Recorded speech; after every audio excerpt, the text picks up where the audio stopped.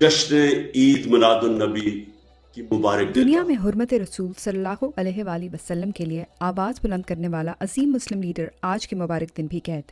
Chairman Tehreek Insaf और साबिक वज़ीर आज़म इमरान खान की गैर कानूनी कैद को आज 55 रोज़ गुजर चुके हैं।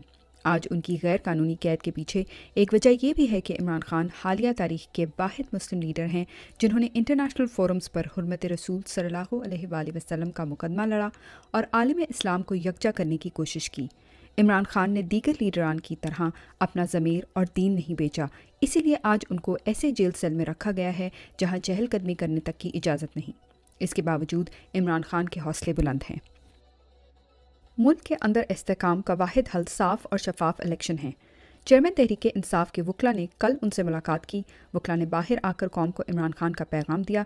इमरान खान ने कहा कि मुल्क के अंदर इस्तेहकाम का वाहिद हल साफ, शफाफ और गैर जानिबदार इलेक्शन है और वो आइन के मुताबिक 90 दिन में हो जाने चाहिए। खान साहब ने कहा कि जब मैं वज़ीर आज़म था तो एक दफ़ा UNO के इजलास में गया और 2 दफ़ा वीडियो लिंक के ज़रिए शामिल हुआ, क्योंकि बहुत ज़्यादा खर्चा होता है और इस वक्त डॉलर कहाँ पहुँच चुका है, कितनी महंगाई हो चुकी है और निगरान वज़ीर आज़म आवाम के टैक्स का पैसा दौरों पर उड़ा रही हैं। इलेक्शन जिस वक्त होंगे पाकिस्तान तहरीक इंसाफ वाज़े अक्सरियत से जीतेगी, क्योंकि कौम जान चुकी है कि कौन मुल्क लूटने वाले हैं और कौन मुल्क बचाने वाले हैं। पाकिस्तान तहरीक इंसाफ ने GIT की रिपोर्ट को मुकम्मल तौर पर मुस्तरद कर दिया। GIT की रिपोर्ट चेयरमैन तहरीक इंसाफ इमरान खान और तहरीक इंसाफ के खिलाफ रियासती साजिशों के सिलसिले की ही एक कड़ी है। नाकाबिले तरदीद शवाहिद से वाज़े है कि 9 मई के वाक़यात का तहरीक इंसाफ और ख़ुसूसतन चेयरमैन इमरान खान से कोई ताल्लुक़ नहीं। GIT की मनगढ़ंत रिपोर्ट 9 मई के वाक़यात के हकीकी ज़िम्मेदारों को बचाने की शर्मनाक कोशिश है। चेयरमैन तहरीक इंसाफ ने गिरफ्तारी के बाद सुप्रीम कोर्ट में खड़े होकर 9 मई के वाक़यात की मज़म्मत की, जिसे अदालत ने अपने फ़ैसले का हिस्सा बनाया। तहरीक इंसाफ का बयानिया जारी। साजिश थी और इंशाल्लाह ये साजिश आएगी सामने। इमरान खान से मुलाकात करने के लिए आने वाले वकला से जेल हुकाम की बदसलूकी। चेयरमैन तहरीक इंसाफ इमरान खान के वकील नईम हैदर पंजूता ने अपने ट्वीट में बताया कि खान साहब से मुलाकात करने से पहले हमें गेट पर लंबा इंतज़ार करवाया गया और हैरानगी की बात देखी कि दहशतगर्दों की तरह हमारी तलाशी ली गई, जैसे हम कोई मुजरिम हैं। हमें पेन और कागज़ भी अंदर ले जाने नहीं दिया गया। कानून में किसी जगह ऐसा नहीं लिखा कि वकील अपने क्लाइंट से हिदायत भी नहीं ले सकता। उस्मान डार की वालदा की चीफ जस्टिस ऑफ पाकिस्तान के नाम पुकार। आज ईद मिलादुन्नबी सल्लल्लाहु अलैहि वसल्लम के मुबारक दिन एक माँ आला अदलिया से अपील करती है कि मेरे बेटे उस्मान डार को उठाए हुए आज 20 दिन गुजर चुके हैं। मुझे कोई इल्म नहीं कि मेरे बेटे को कहाँ ले गए हैं। मैं आला अदलिया से एक माँ की हैसियत से अपील करती हूँ कि मेरे बेटे को बाजियाब करवाया जाए। चीफ जस्टिस पाकिस्तान एक माँ की पुकार सुनकर मदद करें। मुझे उम्मीद है कि अदलिया मेरा पैगाम सुनकर मेरी मदद ज़रूर करेगी, जिस पर मैं उनकी शुक्रगुजार और उनके लिए हमेशा दुआगो रहूँगी। राना सनाउल्लाह ने नवाज शरीफ के इस्तकबाल के लिए अवाम को धमकाना शुरू कर दिया। राना सनाउल्लाह ने नवाज शरीफ के इस्तकबाल के लिए ज़बरदस्ती लोगों को लाने के लिए बिरयानी या कीमे वाले नान वाला पुराना हरबा छोड़कर लोगों के फ़ोन नंबर इकट्ठे करके उन्हें जियो फेंसिंग का डरावा देकर इकट्ठे करने का मंसूबा बना रखा है। सवाल ये है कि ऐसे लोग इकट्ठे तो शायद कर लें, लेकिन क्या पाकिस्तान में ऐसी कोई ऐप बनाने की इजाज़त दी भी जा सकती है, या ये लोग हुकूमती एजेंसियों की मदद से ये सब करने का मंसूबा बनाए बैठे हैं। ईद मिलादुन्नबी सल्लल्लाहु अलैहि वसल्लम के बैनर्स पर भी इमरान खान की तस्वीर लगाना जुर्म बन गया।